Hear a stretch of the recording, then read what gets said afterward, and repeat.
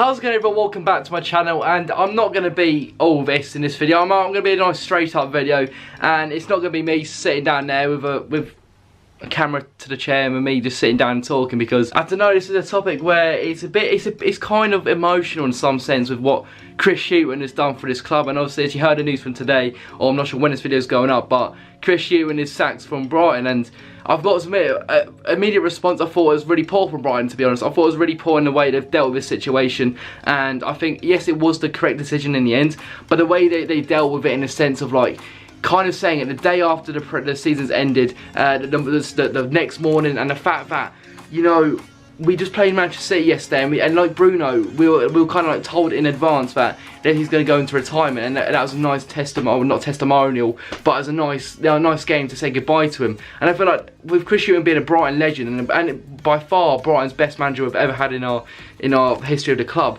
I think we could have done something in the similar lines of that, saying like Chris Hughton, this is going to be his final game for the club and then he's leaving. It could have been something like that, where I feel like we could have had a bit more of a better ending with Chris Hughton by the club, but unfortunately that was not the case, and he's gone now, and we've got 3 candidates in place for the next Brighton manager, which is, I'm not sure the third one, but I've heard it's, so I might get the name wrong, but it's I forgot the name. Graham Potter and Frank Lampard's definitely 2, I believe it is, and I'm kind of shocked, but in some kind of sense, like, if he wants to progress with this club, that's what needed to happen, and I'm glad it has happened in some sense. If you think about this season, we've stayed up, which was our main goal, but it was with 36 points at the end of the day, and in 2019, we've only won 3 games in 21 games, I believe it is. Like, that stat alone is absolutely shocking, and if that was any other manager, he would be gone too. Chris Hughton's got us to the semi-finals of the FA Cup too, and beaten our rivals twice home and away this season as well. And it has been a bit unfair on him, but in some sense, all of the neutral fans watching this, our football was absolutely dire. We literally go against teams where you think, okay, we could actually pick up points here. We go and sit back and defend the whole game and try and get at them, right, eventually, but it just doesn't work out in the end. And in the end, it's like all the fans were getting onto him when we lost 5-0 to Bournemouth, 2-0 to Cardiff. You know his time's kind of coming up with the football he's playing in the Premier League. If we continued with another season with Chris Hughton, I think that could have been game over for us. I generally think we could be relegated next year, and you never know, all of this will come back to bite us. And I'm not sure my opinion right now, but I think we're strong favourites to go down next season. I'm not sure who we're going to be bringing in. We want to play more attacking football, and that's what I think Tony Bloom was kind of in the mind of, and we want to play more attractive football where fans are actually behind the kind of football philosophy the future manager is wanting to play. And we are, obviously, Frank Lampard has got attacking football with Derby. Graham Potter, for Swansea, his current manager, Swansea, Merseyside, he plays some attractive football, and with what he's got, I think they finished 10th this season. They've actually been playing quite well, and will I mind him? I've seen them against Man City, and they played a good attractive football, and it's going to be difficult to... I guess it would be a good appointment, but will it be the Brighton way, if you get me? Because the Brighton way has never been a really attacking football, if you think about it. And it's going to be a lot of different change. And have we got the players for the attacking ability? Jahanbakhsh, he's going to be one where I think under attacking manager, he can actually thrive and actually play to his style. We got Basuma, he's a bit of a flary player, and he's one where he wants to drive the ball. He's going to be a great addition to that. Our defence, obviously, we're known for our structure and defence. We're kind of known for organisation. So it's going to be a different season next season. It'll be interesting to see what we come up against, and it'll be interesting to see who will be added to the dressing room, because all the backroom stuff are basically been cleared off pretty much. And it's kind of a sad day for Brighton, I've got to admit. From the sad day yesterday of Bruno, obviously his final game for Brighton, going into retirement, it was really emotional and really touching. To then the next morning, you hear the news that your manager has been sacked, and for a manager who's been at the club for 4.5 years. 4.5 years of success, you could say. It has been success. I mean, you start off, when he joined the club, we were on the brink of relegation from the Championship to League One. He saved us. Next season we go to playoffs. Okay, we bottle it. Was it the season after that we got promoted? I think we get promoted to the Premier League for the first time ever in our history. To obviously the next season surviving in the first season in the Premier League, which is massive in itself when everyone was writing us off. To then obviously this season we stay up again, get it to Wembley, and if you think of it like that, it's like, wow.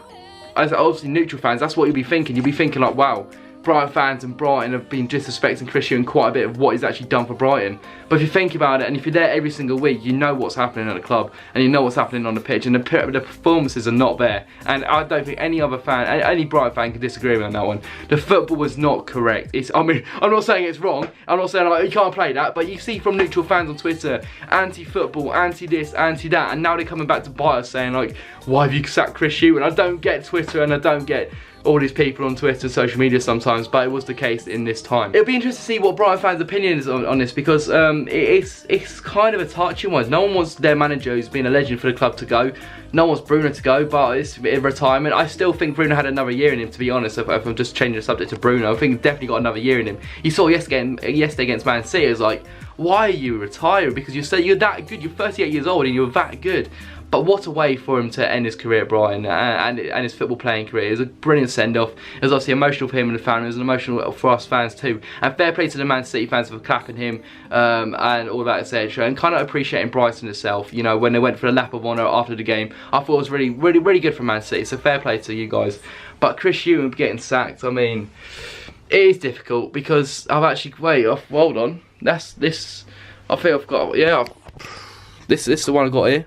Chris Hughton, person signed by Chris Hughton, got it. That's signed there, and that's probably like the best day of my life if you think about it. He's created that memory, and he's created a memory of actually staying up in the first season. And yeah, there were some games where it's like, wow, this is absolutely dire, but we've always stuck by him. And I think, but towards the end of the season, that's when all our fans kind of went against him, and I was one of them. I made the video, Hughton in, Hughton out, and I said Hughton out at the end of the day. And do I stick by that? Yes, I do.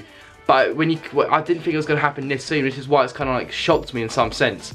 But to you neutral fans, I don't think you kind of understand it as much as us Brighton fans do, because you're not there week in, week out. But it is a hard one. But I believe in Tony Bloom, and I believe in the recruitment team that we'll get the right man in. But only time will tell, and it could actually come back to bite us. You never really know. But who do I want in? I think Frank Lampard plays good attacking football for Derby, and if he doesn't go up through the playoffs with Derby, I think he's a strong candidate for him to come to Brighton. But Graham Potter, I haven't really watched many games of him, but with Derby I have, and he's actually been quite good. Obviously they're beating Man United in the League Cup, I think it was. And he has been playing some good attacking football. There are players in this squad where we do need to get rid of, and there are players in this squad where under an attacking manager they can actually do really bloody well. But at the end of the day, there are players which will be like, right, will you adapt to his style, will you be that, or will you be one of them bench sitters now? That's how you got to see it. And it is a depressing day for Brighton. It really is, because Chris Hughton leaving, legend. It's disappointing in some sense, and I still believe to this minute, second, whenever this video comes out, that the way Brighton kind of treated this situation in the end was kind of poor from them. And it's not really, I never dissed the club. I never really dissed the club, whatever. And with this decision, I'm not against it at all. I think Chris Hughton had to go, to be honest. It's just the way it was all made, and the fact the day after, the morning after, he goes, and we couldn't have say like a proper goodbye to him, if you get me.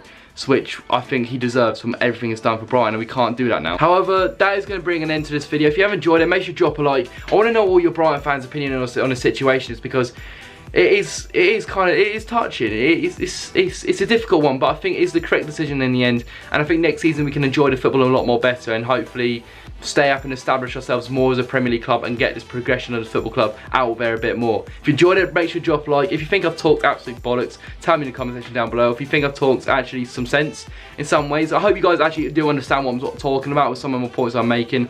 But if you enjoyed it, make sure you drop a like, subscribe to the channel if you're not already. I'll see you guys in another video. Goodbye, guys.